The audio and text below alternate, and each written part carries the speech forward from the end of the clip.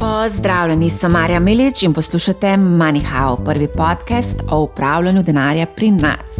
Kdo so padli kriptokralji, bodo še padali okostnjaki iz kriptosveta, kako to čiščenje trga vpliva na dogajanje na kriptoborzi, kaj lahko pričakujemo naslednje leto in zakaj je pomembno, da spremljamo tudi dogajanje na kriptotrgu.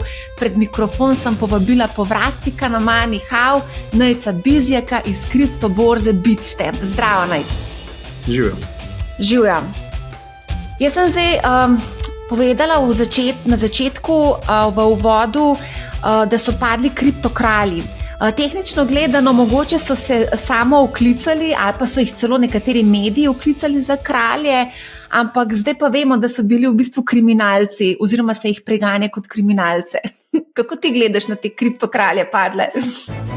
Ja, bi se strinjal, da načeloma so to pač obsojeni kriminalci, zdaj eni že obsojeni, eni pa še čakajo, da se bo ta sodni epilog oziroma mogoče so začetek sodnega procesa čakajo, ampak sigurno bi se strinjal, da pač nihče tukaj ni nad zakonom in tukaj mislim, da Department of Justice oziroma tudi Department of Justice, ameriški regulatorji so lepo povedali, nihče ni tukaj nad zakonom in nihče ne more postaviti rasti pred spoštovanje zakonodaje, spoštovanje zakonov. In to tukaj kripto ni nobena izjema. Tako da to je nekako, kako gledamo na splošno, osebno in tudi mi kot kriptomenjalnica, ki deluje v skladu z zakonodajo, tako nekako gledamo na to. Imamo lepe primere na kriptotrgu, kjer podjetja rastejo popolnoma v skladu z regulativo, bom rekel vsem na očeh. Imamo res dobre, lepe zgodbe o uspehu in mislim, da je treba izjeme od tega oziroma te bad actorje, da jih je pravilno, da se jih pač preganja in ustrezno obsodi. Zdaj vprašanje, kaj je tukaj ustrezno, kaj je tukaj proporcionalno, v kateri fazi vstopimo v to, da mogoče kripto tudi predstavlja na splošno neko grožnjo sistemu in potem je vprašanje sorazmernosti, če zdaj se recimo verjetno bo prišla do Binance, ampak v vsakem primeru je pač pravilno, da se te zadeve razpletejo na sodišču. Ja.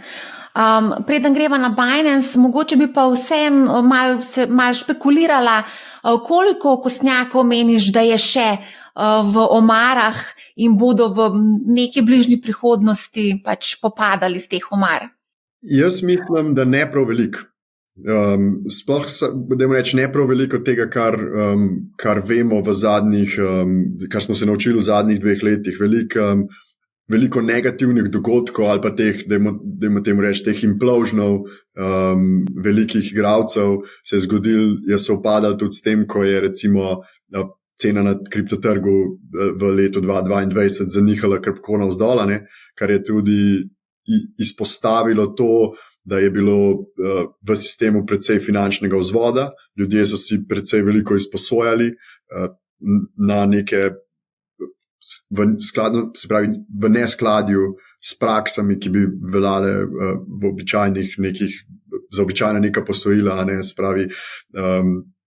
če se malo tako izrazim, v bistvu vsa pravila risk managementa so bila vržena skozi okno in ljudje so se izposojali ogromne vsote denarja brez nekega kritja in so pravzaprav tudi tekom 2021-2022 ta podjetja zelo hitro zrasla in sistem kontrol enostavno ni sledil. In ker sistem kontrol ni sledil, imamo tukaj dobre igralce, ki so implementirali neke dajmo reči temu best practice, imamo pa tudi tiste, ki so izkoristili to sivino. In zdaj jaz mislim, da seveda naslednji bull market bo verjetno razkril spet neko novo serijo teh bad actorjev, ampak predvsej tega jaz mislim, da je že vidno. Zadnji ta vprašaj je bil res pravzaprav Binance, medtem ko vse ostalo je že po mojem mnenju prišlo na plano v veliki meri. Imamo še verjetno par različnih igralcev, ki so malo prešljivi, ampak jaz bi rekel, da je večina 80% plus. Trenutno že vidimo te neke sistemske sistemske posledice, oziroma smo jih že videli. Ja, ok, a greva potem kar na Binance. Zdaj rekel si, da pač tudi ko smo se pogovarjali s številnimi poznavalci kriptosveta, nekako niso bili presenečeni nad zadnjim dogajanjem.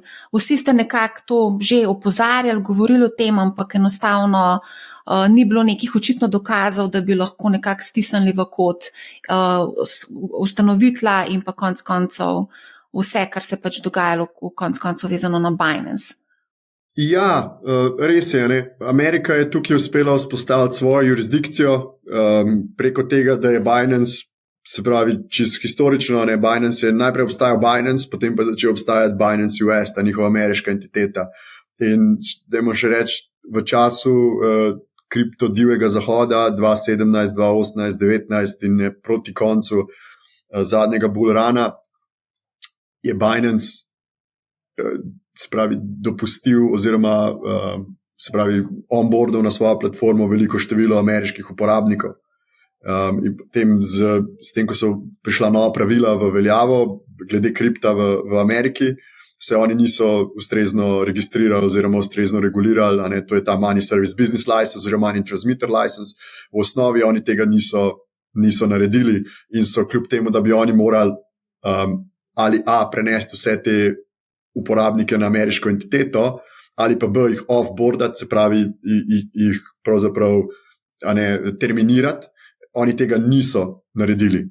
In so mislim, da med 2017 do 2022 zgenerirali okrog 1,6 milijarde prometa strani ameriških uporabnikov, hkrati pa so zavestno pravzaprav spodbujali izogib ameriškim pravilom, se pravi, spodbujajo so svoje, predvsem te VIP oziroma večje uporabnike, da predložijo dokumente, da jim ni potrebno pravzaprav, da jih ni potrebno offboardati oziroma da ni potrebno, da so prenešeni na ameriško entiteto. Se pravi, to so zelo aktivno počeli, obstajajo komunikacije, da se pravi, oni so zavestno kršili ameriško zakonodajo.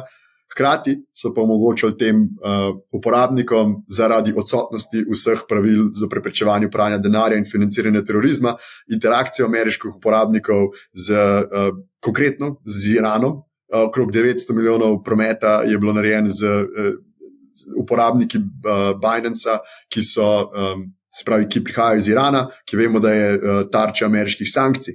In čim se ti dotakneš česarkoli, kar je vezano na Iran kot ameriški uporabnik ali pa kot svetovna entiteta, omogočaš stik ameriškega uporabnika z iranskim denarjem, vstopaš na neko, bom rekel, na neko zelo tako tvegano potno. In oni so to zelo zavestno počeli in so vedeli, zakaj se gre. In Amerika je uspela vzpostaviti jurisdikcijo, porabili so približno 1 leto, da so pa potem prišli do tega settlementa in do same, v bistvu, dajmo reči, razpleta tega sodnega primera. Vmes, seveda, mi v procesu nismo prav dosti vedeli, to se dogajalo za zaprtimi vrati, ampak ja, zdaj je do tega razpleta prišlo.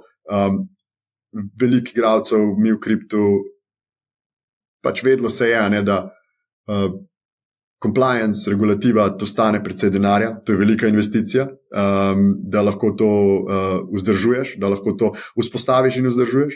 In ne, vsaka taka zelo hitra rast zaenkrat se je izkazala na našem trgu da je bila vprašanje, da je zelo vprašljivo, če je bila skladna z zakonodajo. Tako da. Ja, mogoče tukaj še zapovedati, da je več v bistvu ameriških državnih agencij nekako stopili na prste Binance in pa ustanovitlu in naložili so jim kazen v višini 4,3 milijarde dolarjev, medtem ko ustanovitelj pač ta direktor te firme CZ, ali pa če se malo poigrava z njegovim pravim imenom Changpeng Zhao. On je sicer, če sem jaz prav prebrala, je bil izpuščen na podlagi varščine iz zapora, mislim, da je bilo nekaj čez 170 milijonov dolarjev. Je to drži ta podatek? Ne, mislim, da zadnja odločitev sodišča je, da mu ne pustijo, da zapusti Združene države. On je želel v Dubaju počakati na razplet oziroma na sentencing, no. Sojenje je razpisano, mislim, da 23. februarja. Mislim, da je to, temu se reče v bistvu sentencing, se pravi, ko se sodišče odloči o sami kazni, tako ko imamo zdaj za Sam Bankman-Fried, imamo marca sentencing, se pravi, on je že bil obsojen, Zhang Zhao je že tudi priznal krivdo, zdaj se pa čaka sentencing, kjer sodišče, sodnik odloči o sami višini kazni. In zdaj SBF ima do 100 let, neko glavnem, ker precej 3-mestna številka v letih, medtem ko Zhang Zhao ima, se pravi, CZ $50 milijonov kazni in pa do 10 let v zaporu, verjetno bo to neka, jaz mislim, da to vse neka nižja številka, se pravi na nižji strani tega rangea. Če malo pogledamo za nazaj, recimo Arthur Hayes od BitMEX-a je takrat dobil 6 mesecev hišnega pripora, pa BitMEX je bil zelo podoben case, je pa seveda Binance precej večji v tem smislu. In zdaj si napovedal, da bomo kar imeli razburljivo dogajanje v začetku naslednjega leta, februarja CZ in potem še marca Sam Bankman-Fried, ki mu grozi preko 100 let zapora. Ne? Res je. Upam, da bomo imeli o čemu bolj pozitivnemu zagovor, kot o temu sentencingu. Jaz bi čim prej rad, da je to v bistvu za nami in da recimo obsojeni kriminalci dobijo čim manj airtime in da se osredotočimo na neko vrednost, ki jo ta industrija ustvarja, proti temu, da se pogovarjamo o tem, koliko kazni bo SBF dobil. Ja, ampak vseeno je zanimivo tudi to spremljati. Ne? Verjetno bo tudi kakšen hollywoodski film nastal po tem scenariju, ki se je odvijal. Mislim, materialama je zelo velik. Ne? Netflix serija, definitivno. A se že pripravlja? Verjetno. Ok, mi pa kot poznavalca te scene. Ja, ampak me je presenetilo predvsem skupaj, da je bil vpliv na borzo je bil kar minimalen. No? Zakaj? Če primerjava z FTX-om, takrat se je precej bolj burno odzvala borza, medtem ko pri Binance pa pač tega ni bilo. Ja, recimo za začetek je treba vedeti, da kaj Binance-u v bistvu nikoli ni bilo očitano, oziroma niti očitano, se pravi, da so uporabljali denar svojih uporabnikov neskladno z namenom, za katerega jim je bil zaupan, kar je FTX počel, se pravi, tam je nastala luknja ravno zaradi finančnega vzvoda in te povezave z Alameda Research in teh medsebojnih posojil, za katere kritja ni bilo, kar potem pomeni, da se nekje ustvari prodajni pritisk vezano na ta konkreten dogodek. To je prva zadeva, druga pa nikoli niso očitali ali dokazali manipulacije trgov.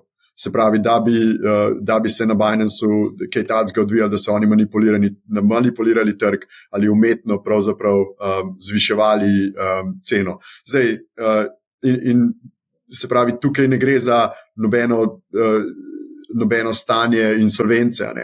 Binance so sprejele najvišjo kazen. Malo sem šel pogledat, bile so v bistvu že tudi večje kazni, se pravi, so podjetja že dobila večjo kazen, ampak to je v bistvu the largest corporate fine, ki je tudi vezana na nek criminal case v zgodovini Department of Justice. Mogoče obstaja še kakšna višja, ampak definitivno je nekje med top 10 in so sprejeli to in bodo to plačali. Zdaj, ali bo to kakšen prodajni pritisk ustvarjal, da imajo oni kakšne rezerve v Bitcoinu ali pa Etheru, to je potencialno možno, ampak je pa, kar se tiče FTX-a pa Binance-a, tle je ta precejšnja distinkcija, hkrati pa se tudi trg sam nahaja čisto v nekem drugem stanju, trenutno z veliko več pravzaprav enih dodatnih informacij, ki jih cena odraža, ki so te dodatne pozitivne informacije, ki pač v tistem novembru 2022 jih ni bilo, jih je pa cela vrsta zdaj trenutno, ki so pozitivne. Mogoče zdaj sem pogledala na CoinMarketCap, trenutno imamo 680 kriptomenjalnic oziroma kriptoborz. To je kar še zmeraj dosti velika številka. Ja, seveda, ampak spet 680, od tega je verjetno mogoče 10 do 20 legitimnih igralcev, in ostalo pa je vprašljivo. In tudi, če verjetno pogledamo koncentracijo volumna v top 20, si predstavljam, da je 98% v top 20, ostalo pa je vprašljivo in tudi vprašljiva je recimo CoinMarketCap, tudi koliko volumna je realnega, ker CoinMarketCap to preverja in veliko menjalnic svoje trgovalne volumne napihuje.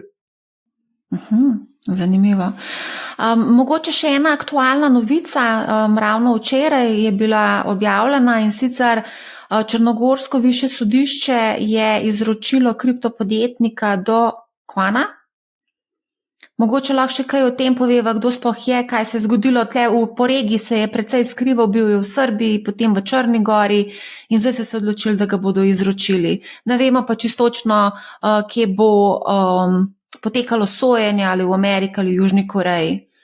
Mogoče ti kaj več veš o tem? V bistvu informacija, ki je javno na voljo, je, da so da so sprejeli zahtevo po ekstradikciji ali v Južno Korejo ali v Združene države, kjer bo pač tudi on počakal sojenje, tudi on ima dejansko ima, se pravi, criminal case, Department of Justice, in pa v bistvu civilni case ga čaka. Se pravi, je tukaj tudi za pričakovati, da bo prišlo do nekega podobnega razpleta, verjetno oškodovanje investitorjev in pa neka se pravi, criminal conviction in potem mogoče zaporna kazen. Pa spet spada v to kategorijo, tukaj je spet vsta prodajni pritisk oziroma vpliv na market, je že nekaj časa nazaj, to je bilo že maja 2022 in zdaj pravzaprav to je, bom rekel, samo epilog, sodni epilog, ki se bo zgodil. Je pa, jaz mislim, z vidika trga to ni event. No, vse to, ko so se začeli, preden sva šla v živo, si rekel, da si že pozabil na ta primer, ne? Marsikdo je že pozabil, pa mogoče samo to, da osvežimo spomin, kdo pa je sploh ta Do Kwon? Ja, on je bil v bistvu ta CEO, ki je stal v bistvu, oziroma CEO Terraform Labsa, to je v bistvu podjetje, ki je bilo glavni sponzor oziroma developer tega stabilnega kovanca Terra v povezavi z tem, bom rekel, to je bil algoritmični stabilni kovanc oziroma algoritmični stablecoin, katerega v bistvu PEG se je na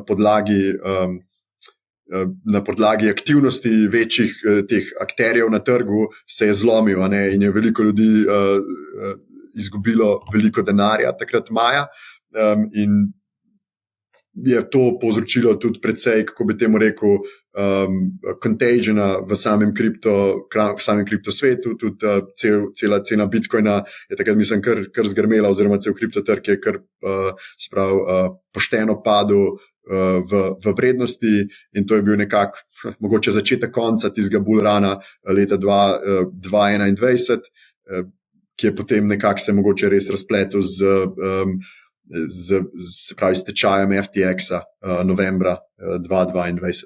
Se je pa ta gospod hvalil na socialnih omrežjih, da je izumil novo vrsto boljšega denarja z 20% obrestnimi merami, ki so se seveda skazale za nevzdržne. Ja. Joj, te zgodbe, to se vse zgodilo že v preteklosti, to se pač ponavlja, se mi zdi, samo da je pač nek drug obraz, mogoče neka druga forma, ampak obljube so pa že bile tudi v preteklosti, v raznih teh prevarah, ne. A greva mogoče se naprej razpredati, ne. Nekateri pravijo, da v bistvu ni bilo take reakcije ravno zaradi tega, ker visi v zraku ta sklad, ki bi pač omogočil investiranje v Bitcoin. Kako ti komentiraš to? Ja, več dejavnikov je, ko vplivajo na to, zakaj reakcije ni bilo. In lahko jih razdeliva na nek mikro, makro, pa recimo Bitcoin related. Bitcoin related faktori so te, da smo v tem 4-letnem ciklu se premaknili 1 leto naprej, kar tehnično pomeni, da vstopamo v bull market. Maja imamo halvening, ki prihaja, kar pomeni, da se bo sam supply valute spet razpolovil, in to je ponavadi bil ta povzročitelj, vsak vsakokratni povzročitelj novega bikovskega trenda na Bitcoinu. Druga zadeva je, da to smo se že pogovarjali, da smo lani bili res iz tistih 16 do 25 tisoč na zelo preprodanih ravneh. To je ogromno enih negativnih novic, se je noter v sam trg, se je odrazilo v ceni.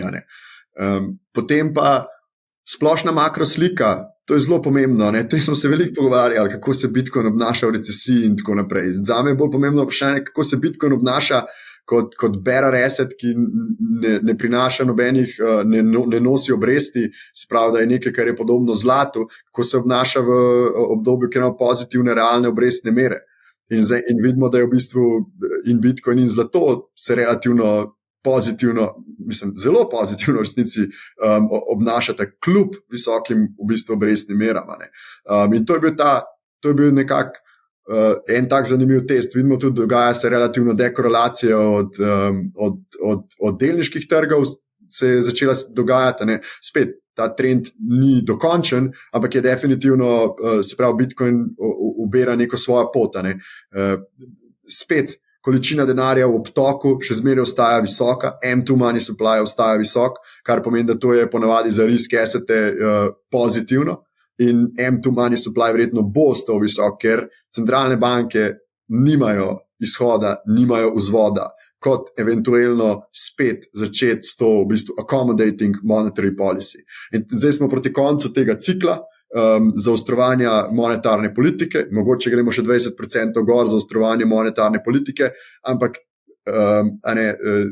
ameriške finance niso v dobrem stanju trenutno in oni bodo morali spet iti v ekspanzijo monetarne politike. To je neizogibno, ali pa huda recesija, depresija in default na ameriški dolg, kar pa mislim, da si kot glede na politično stanje nihče ne more privoščiti oziroma si ne more predstavljati. In to so te razlike. Zdaj pa zadnji, je pa ta ETF faktor, ko je pa v bistvu ETF jaz primarno gledam kot zadnji kamenček v mozaiku. V smislu, da je to legitimizacija Bitcoina kot asset classa, se pravi v temu globalnemu univerzumu assetov. Imamo delnice, imamo obveznice, imamo surovine in tako naprej. In zdaj zraven v ta konček pri surovinah dodamo noter v bistvu še Bitcoin. In to je v bistvu sponzor je BlackRock, prihaja tudi Fidelity, največji v bistvu asset manageri na svetu, so nekako dali svoj, kako bi temu rekel, svoj blessing, da je zdaj čas, da je Bitcoin predstavlja neko alternativo. In v bistvu to je tudi nekaj, kar definitivno predstavlja veter v jadra Bitcoinu v tem danem trenutku.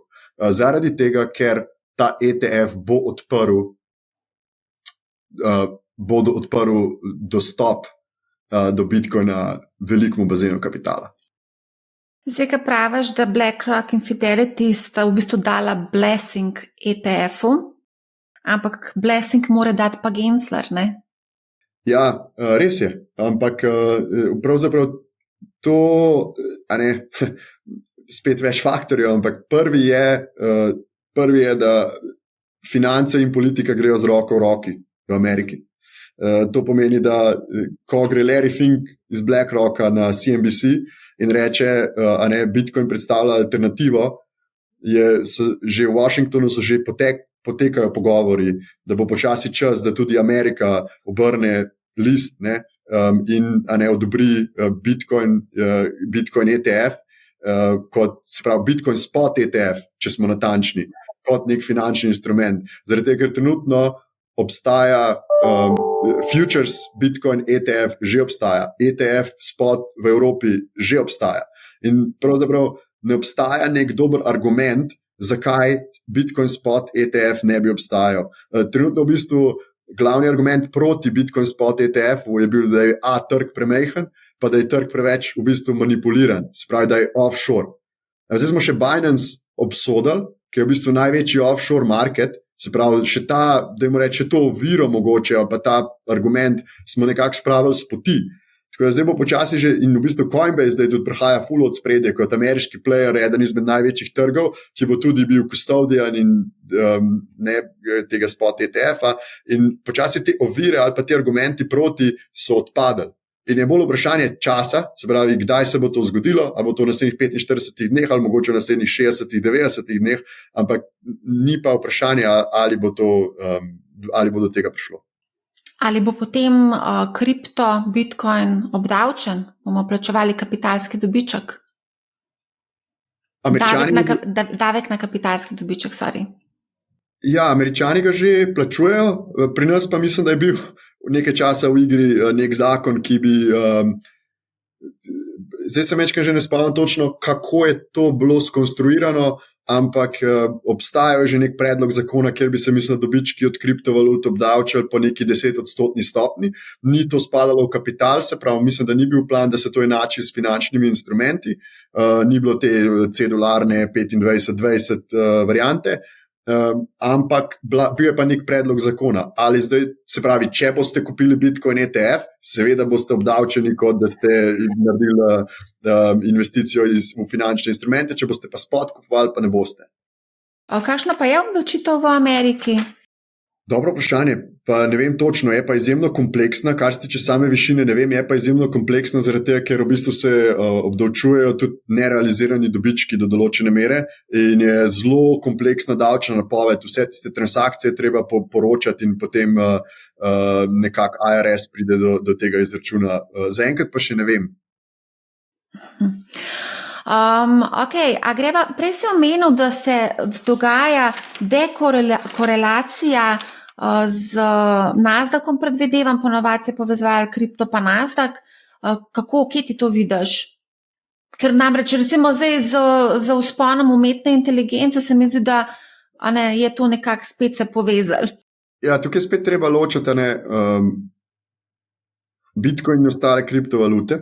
Jaz recimo na Bitcoin gledam kot na neko v bistvu digitalno verzijo zlata,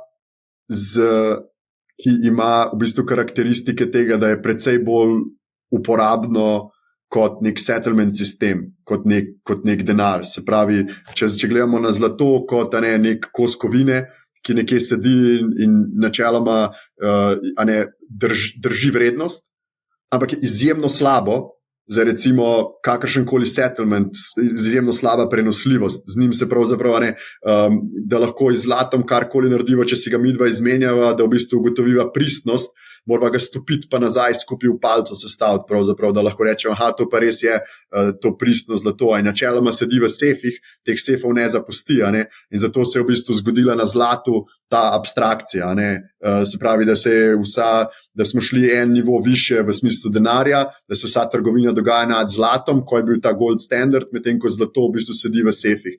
Zdaj Bitcoin to stvar rešuje, se pravi, nadgrajuje to neko pomanjkljivost zlata. Pa ostale kriptovalute, ki so načeloma investicije v tehnologijo. Se pravi, in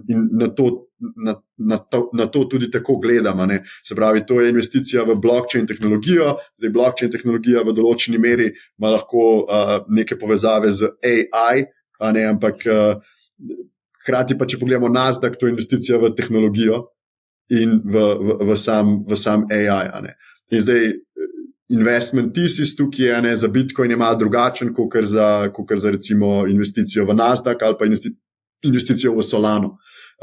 Bitcoin držim zato, ker se v bistvu želim preprečiti razvrednotenje mojega dolarja na bančnem računu, medtem ko Solano pa investiram zato, ker se pravi, verjamem, da bo se na high performant blockchain se bodo predstavili recimo finančne aplikacije, in to se bo odrazilo v vrednosti tega kovanca. Kupujem Nvidio zato, ker verjamem, da bodo uspešni v implementaciji umetne inteligence. Torej bo ta technology versus store of value play, ki se tukaj odvija. Da investiraš v Bitcoin zaradi tega, da nekako preprečiš razvrednotenje denarja na banki. Ampak to je kar precej tvegana investicija, ni? Če gledava z vidika rizičnosti, glede tega pač nihanja, čeprav nihanja so vse nekako merila, ampak vseeno, če imaš ti recimo 100,000 evrov v Bitcoinu, pa če zaniha, se to lahko hitro pozna v nekaj 10,000 evrih, ne? Ja, se strinjam, definitivno, ne, ampak kako je treba gledati na te zadeve, je, da če sem imel 100,000 evrov, recimo, vse je treba raztegniti na daljši časovni horizont. Recimo 100,000 evrov investicija v Bitcoin 5 let nazaj je absolutno povozila kakršnokoli drugo obliko denarja, ali pa tudi 3 leta nazaj je povozila kakršnokoli obliko denarja. Ne. In ljudje radi izpostavljajo ta downside volatility, ko pride do Bitcoina. Kaj pa upside volatility? To je asset, ki je v bistvu naredil nekaj 1000% v zadnjih 10 letih. Ne. Smo pa hitri do tega, da izpostavimo, da je tudi doživel downside volatility, ampak je preživel 3 drope za 75%, a ne, če smo že ravno pri tem. Medtem ko 100,000 evrov 5 let nazaj, inflacija nam je zdaj le požrla, imamo še ne 60,000. Ja, no, tukaj je bila tudi kar precej velika inflacija, če lahko temu tako rečem. Lej, še vedno je Bitcoin niti približen dosegel tiste ravni iz leta 2021. Mislim, da je bilo novembra 2021, ne? Ja, se strinjam. Ja. Novembra 2021 smo dosegli v bistvu najvišjo točko, ki je bila okrog $70,000. Trenutno se nahajamo na 37,700. Se pravi, ja, približno 2 leti nazaj je izguba kupne moči približno 50%. Se pravi, proti temu, da smo držali, težko je reči pred tem, da smo držali denar. Verjetno, če smo držali denar, je izguba kupne moči recimo v zadnjih 2 letih bila recimo 10-15%, Bitcoin je recimo 40%, pa recimo pogledamo že recimo ameriško 20-letno obveznico, ki ne bi bila tisti super kolateral, je tudi nekje bila 55% izguba vrednosti. Tako da v zadnjem času, v zadnjih 2 letih je veliko assetov trpelo. Se pravi, recimo delniška naložba se zaenkrat kar izkazuje za zelo dobro zaradi te visoke količine denarja v toku, ampak vprašanje je, kam se človek lahko skrije. Če imate res kratkoročne prioritete, če ima investitor kratkoročne prioritete, je cash ali pa T-bill še zmeraj sigurno najboljša rešitev. Ni ničesar, kar bi imeli superiorno likvidnost, kar se tega tiče, ampak proti dolgoročni izgubi kupne moči pa definitivno denar ni dobra ideja. Ja, na dolgi rok, ko smo preračunavali inflacijo v obdobju, mislim, da 100 ali pa 50 let, smo več izračunov naredili, je bila povprečna inflacija 2%. Tako da zdaj smo imeli v zadnjem času povišano inflacijo, ampak to predvsem kot posledica vojne v Ukrajini, ne?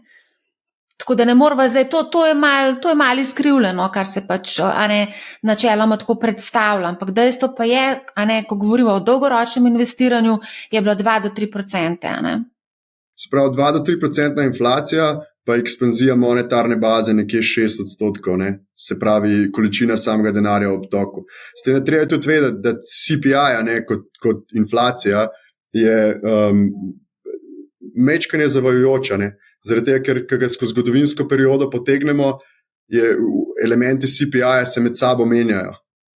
Kar pomeni, da recimo tudi substituti prihajajo v veljavnost. Mi smo gledali, kaj so ljudje kupovali leta 1960 ali pa recimo, kaj kupujejo danes. Pa recimo, če se danes, da se recimo nekaj podraži, da se neko sredstvo podraži, CPI metodologija določi, da skoči na substitut. Recimo, čist banalen primer, če recimo kupujem sir Edamc, pa se še sir Edamc ful podraži, bojo v bistvu po metodologiji bomo zamenjali s cenejšim sirom, ker se predpostavlja, da bo tudi potrošnik šel in začel kupovati tisti cenejši sir. Ampak to načeloma ne drži. Mi pa, če pogledamo neke ključne elemente naše potrošnje, je ta historična inflacija, ki nam jo predstavljajo kot 2%, je sigurno višja. Se pravi, mogoče smo spet historično na 2%, pa smo bili mogoče 5-7 let nazaj, smo bili na 0, kar je spet skew, pa smo zdaj malo skočili. Ampak, če nam inflacija ostane na 5% v naslednjih 5 let, bomo izgubili polovico svojega premoženja, če gre -2 plus 5 let. Polovica premoženja, če ostanemo v denarju, nam bo izpuhtela. Mislim, jaz se s tabo strinjam, da je treba denar investirati, da ga je treba poslati v svet, pa da mora denar delati. S tem se strinjam, zdi se mi pa, da vse ne, imamo malo bolj rizične inštrumente, naložbe, pa malo manj. Recimo, zdaj imamo trenutno zakladne menice, ki jih lahko kupiš po par procentov, ali pa recimo tudi obveznice, lahko dobiš že neke obveznice za 5-6%, konec koncev tudi dolgoročna ameriška obveznica 5%, ne, 10-letna. Absolutno. Jaz dejansko mislim, ne, da sej, če mogoče poslušalci mislijo, da ko govorim te stvari o kriptu in o Bitcoinu kot o neki superiorni investiciji, da navijam za to, da gre 100% portfelja v tako zadevo.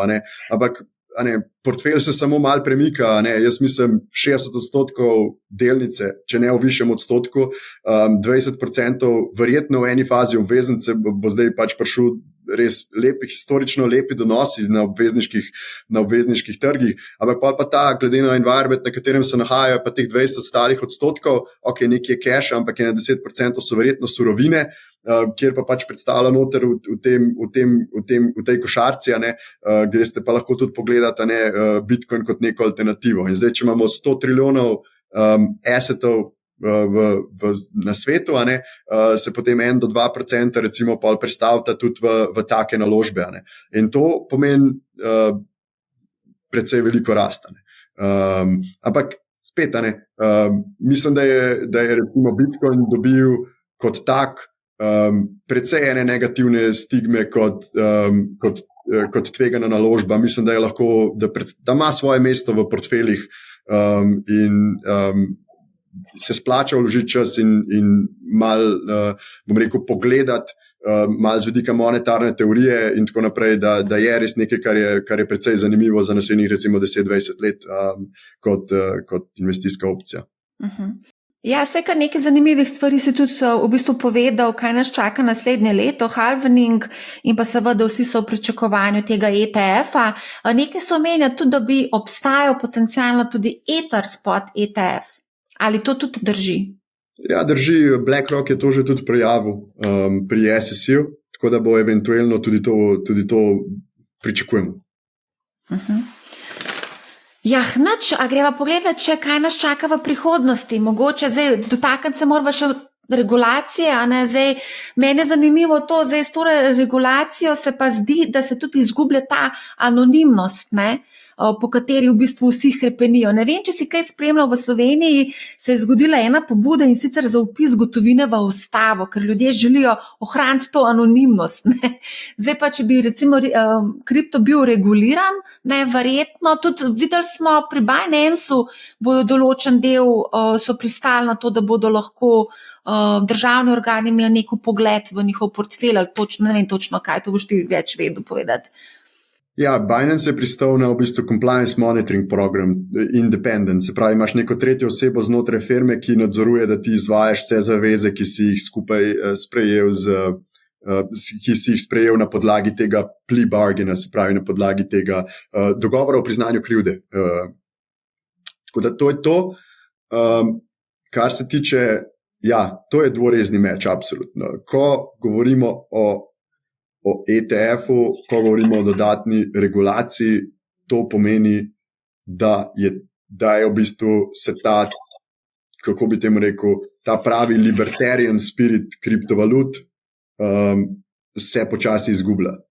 In veliko ljudi, ki so v to vstopili, v teh zgodnjih dneh kripta, ki v to verjamejo, sigurno niso na tem navdušeni. Jaz malo to spremljam, bom rekel, z neko mero, kako bi temu rekel,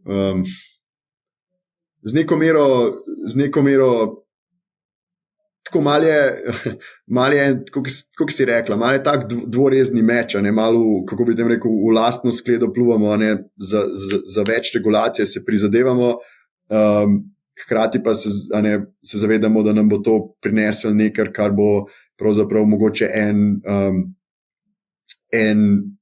neko ta ključni element kripta v bistvu nam odneslo stran. Zdaj, kako se bo to razpletalo, je težko reči. Malo je smešno, ko vidim ta scenarij, kako v bistvu malo na eni drugi strani so regulatorji, so malo zanimivi, kako pravijo, da v bistvu moramo.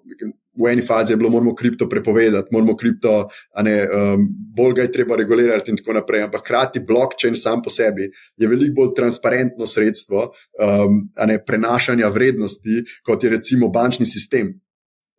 Ker je veliko lažje slediti posamezne transakcije, veliko lažje je to videti. In načeloma blockchain kot tak, 90-95%, to je res kar konkretno sledljivo.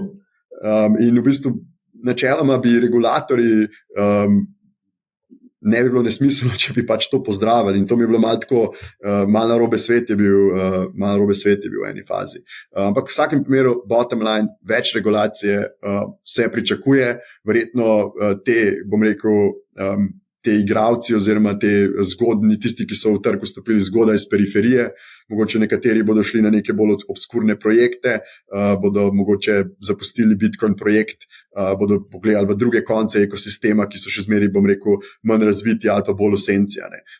Sigurno se bo sistem nekako na to odzval. Ampak ja, Bitcoin se premika v neko smer, ki je, mogoče malo neskladna z njegovim osnovnim namenom. A mogoče se lahko dotakneva še ene zadeve, ki bo pomembno vplivala prihodnje leto na življenje vseh nas, to so volitve v Ameriki. Pravzaprav, v bistvu, ko sem seštevala, koliko vseh volitev se bo zgodil po svetu, preko 40. Tako da, ampak vsi pa seveda čakamo ameriške volitve. Kaj misliš, kako misliš, da se bo, kakšen bo vpliv imel na Bitcoin oziroma na kripto? Jaz mislim, da če je zgodovina učiteljica, si Amerika ne bo mogla privoščiti recesije, ko se same volitve zgodijo.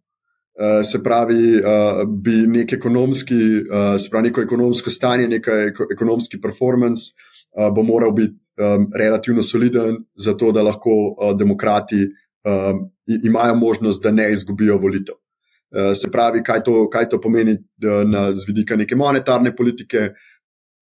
Mislim, da se nam spet obeta ekspanzija monetarne politike. Enkrat tekom 2024. In zdaj scenarijev je več, borba z inflacijo po mojem mnenju še zmeraj obstaja, zaradi tega, ker so še zmeraj pritiski na trg dela, visoka zaposljivost, vse to ustvarja pritisk na inflacijo. Imamo mogoče malo housing bubla v Ameriki, ampak cene energije še zmeraj so, kar držijo svoje nivoje. Tako da vprašanje je, če ne obstaja mogoče v naslednjem letu, v prvi polovici leta dajmo temu reči deflacijski šok, se pravi nek popravek, ne bi bil presenečen, in potem hiter odziv centralne banke, zato da v bistvu v luči volitev neko dobro zgodbo novembra, ko so volitve, potem prikažemo volivcem. In to je tako, sliši se zelo, kako bi temu rekel, ko je ena zgodbica, ampak to dejansko je, tako Amerika deluje. Ne? To je vse povezano med seboj, pač politika, monetarna politika in potem njihova, se pravi, kako oni fiskalno tudi postopajo in tako naprej. Tako da to bi lahko bil scenarij, se pravi, ekspanzivna monetarna politika je dobra za delniške trge, je dobra za kripto, risk assete, je dobra za zlato in tako naprej. Hrati pa imetniki obveznic potencialno trpijo v nekem inflacijskem, se pravi v nekem stanju povišane inflacije, ki bi lahko vztrajalo, če ne bo nekega deflacijskega eventa. Mogoče bi za konec še pogledala, kaj se dogaja na Bitstampu. Dostikrat razni kriptovlagatelji komentirajo, da je Bitstamp nekako zaspal, pa ni toliko v stiku z vsemi temi novitetami kot recimo konkurenca. Ja, to je sigurno res. Se pravi, če pogledam, kako se obnaša konkurenca, jaz mislim, da se pravi, širina našega produkta ni taka, kot je širina produkta nekaterih konkurentov, ki tudi so, bistveno večji, mogoče tudi bistveno boljše, imajo neko bistveno boljšo podlago, so bistveno boljše kapitalizirani v osnovi, ali pa tudi delujejo izven, bom rekel, dostopa ali pa vpliva nekaterih najstrožjih svetovnih regulatorjev kriptovalut. Kar mi imamo od naše, spravi celotne, od vseh zaposlenih imamo več kot 30% ljudi je zaposlenih v kontrolah, se pravi compliance, legal risk, kar pomeni, da to jemljemo zelo resno in filozofija podjetja je zmeri bila, da gremo obratno kot Binance, da je bolj ask for permission, not for forgiveness, medtem ko Binance je bolj ask for forgiveness, not for permission. Tako da to je bila filozofija in mislim, da bomo s tem nadaljevali. Hkrati pa tudi imamo nekaj zanimivih produktov, ki so dostopni vlagateljem oziroma investitorjem danes. Obeta se pa tudi kar precej zanimivih stvari v 2024, tako da mi se kar veselimo naslednjega leta v smislu, bom rekel, novih zadev, ki jih bomo lahko ponudili našim strankam. Ampak ostajamo pa pač 100% skladni s svojo filozofijo, kar pomeni, mi želimo, da stranke vedo, da je njihov denar pri nas na varnem, da lahko pri nas, bom rekel, investirajo v kriptovalute brez skrbi in da v bistvu se z njihovim denarjem ne bo nič zgodilo, ker verjamemo tudi, da je to pravilen način, kako se kriptotrg mora razvijati. Ravno v Sloveniji smo imeli pred parimi dnevi kibernetski napad na HSE. Kako pa je kaj v kriptosvetu kriminalci napadajo kibernetski, ker včasih veva, da je to bilo kar precej pogosta zgodba zdaj? Ja, zadeve se še dogajajo. Sej recimo kakšen mesec nazaj, mislim, da je imel Huobi, ne vem, če se še imenuje Huobi, oziroma ta borza, ki je povezana z Justinom Sunom, pač so jim pobrali, mislim, da ne vem, okrog 50 milijonov, ampak to je pač spet posledica tega, da igralci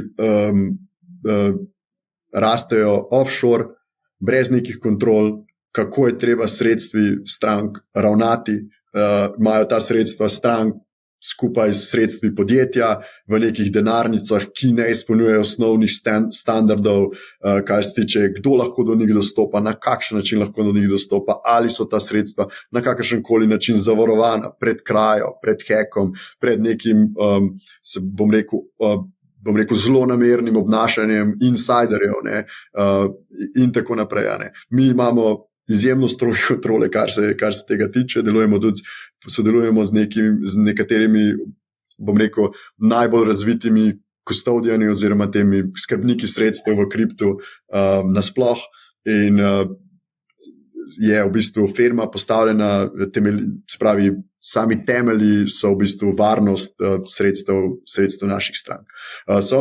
Nimamo pa tukaj enotnega standarda po celotni industriji in potem se te dogodki še zmeraj dogajajo, seveda.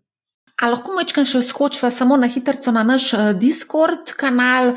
Nekaj vprašanj je bilo in sicer eno vprašanje je bilo tudi vezano na annual percentage yield, ki ne bi ga lansirali 8%. A lahko mogoče poveš, kaj to je in ali smo o tem že govorili na MoneyHowu? Ne, o tem nismo govorili, ampak mislim, da se to navezuje na trenutno ponudbo, kjer strankam na njihove v bistvu stabilne kovance, to sta Tether in pa USDC, se pravi USD coin, ki ga izdaja ta ameriško podjetje Circle, ponujemo obresti v višini do 8%. In kako ponujamo lahko te obresti, ker to je ponavadi to ključno vprašanje. Mi delujemo tukaj, imamo partnerstvo s podjetjem, ki se imenuje Tesseract in pravzaprav to podjetje Tesseract se ukvarja rekel, s sprejemanjem depozitov in posojanjem tega kripta naprej določenim igralcem v kriptoindustriji. In trenutne obrestne mere za izposojo teh stabilnih kovancov, ki veljajo za v bistvu najbolj kreditno sposobne izposojevalce, so okrog 8%. To pomeni, da ko rečem najbolj v bistvu kreditno sposoben izposojevalec, to je tisti, ki ponudi 100% kolateral, zavarovanje za njihovo izposojo kriptovalut. To pomeni, če si želi ta izposojevalec izposojiti $1000 kriptovalute, mora položiti $1000 bitcoina, $1000 stabilnega kovanca, mora položiti $1000 ali več nekega bitcoina ali etra. Potem pa v bistvu to pomeni tudi, da so to podjetja, ki niso neki kripto hedge fundi, ampak so podjetja s stabilnimi bilancami stanja, ki ponovadi delujejo v bistvu v različnih, mi bi temu rekli multi-asset class, torej nekdo, ki trguje na delniških, obvezniških trgih in nekdo, ki tudi ima nek kriptobiznis. Tako da mi v bistvu pri nas so tisti, ki si ta denar lahko izposodijo, so lahko zgolj najbolj kreditno sposobni posojilojemalci. Obstajajo tudi limiti, koliko si posamezni posojilojemalec lahko izposodi, kar pomeni, da neka situacija, ki se je zgodila, recimo imamo to povezavo BlockFi pa Alameda, kjer so posodili 600 milijonov enemu izposojevalcu, se iz večjih razlogov ne bi morala zgoditi. Torej, ena je to, da je Alameda bila kripto hedge fund, druga je, da je šlo tukaj za prekoračitev maksimalne izpostavljenosti individualnemu klientu. Tako da to lahko ponudimo, ker so to trenutno prevladujoče obrestne mere na kriptotrgu za izposojo stabilnega kovanca. Se pravi, ne obstaja od zadaj neka schema, ki bi naredila to nevzdržno. Je pa res, da si ta trenutek Bitstamp od tega ne jemlje nobenega deleža. Vse prenesemo našim strankam neposredno, v eni fazi pa verjetno si bomo od tega tudi vzeli delež, kar bo pomenilo, da bodo obrestne mere eventualno tudi padle. Ampak jaz sem te spraševala pred časom, ko si bil gost MoneyHow, sem te spraševala, ali boste ponudili obresti na neinvestiran denar po zgledu, ne vem, Trade Republic in drugih brokerjev. Ja, o tem sem se pogovarjala, kar lahko rečem je, da to je še zmeraj nekaj, kar raziskujemo in kako lahko v bistvu to ponudimo na našim strankam. Spet obstaja možnost, da se bo to zgodilo prek nekega stabilnega kovanca, ki je interest rate bearing, ali pa potencialno preko pač neposrednim obresti strankam. Je to sigurno nekaj, česar se zavedamo, da potem je povpraševanje in v bistvu, bom rekel, raziskujemo, kako lahko to izvedemo. Še eno vprašanje in sicer, kakšno je vaše mnenje o Binance, bi bilo pametno umakniti denar iz menjalnice? V primeru, da pride do take situacije, neko splošno načelo, neko prepričanje ali pa nek nasvet, kaj lahko naredimo, če se zgodi kakšna taka scena? Jaz bi tako rekel. Prestavite denar na Bitstamp. Zahecam se. Jaz bi tako rekel. Kaj je vaš, bom rekel, s kakšnim namenom imate denar na Binance-u?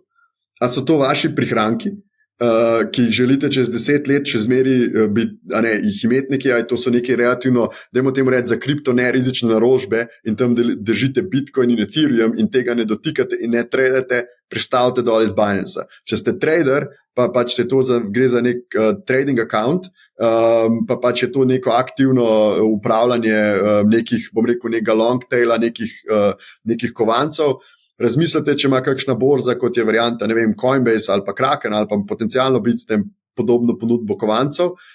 Se pravi, jaz mislim, da Bitstamp, recimo, če long tail trgujete, da verjetno tega ne ponujemo, pa recimo Kraken ali pa Coinbase tudi kar dobro ponudbo in gre za nekaj precej bolj legitimnega. Če gre za trgovanje z derivativi, je Binance sigurno na prvem mestu.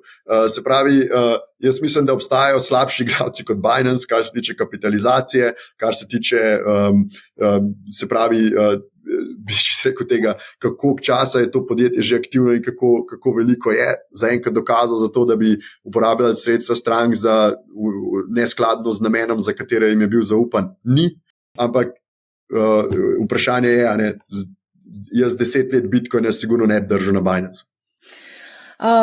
Odlično, Najc. A bi lahko mogoče sam še za konec, čist zares za konec povedal mogoče ali pa svetoval, kaj zdaj? a kupiti Bitcoin, a kupiti Ether, kako ti gledaš na te naložbe?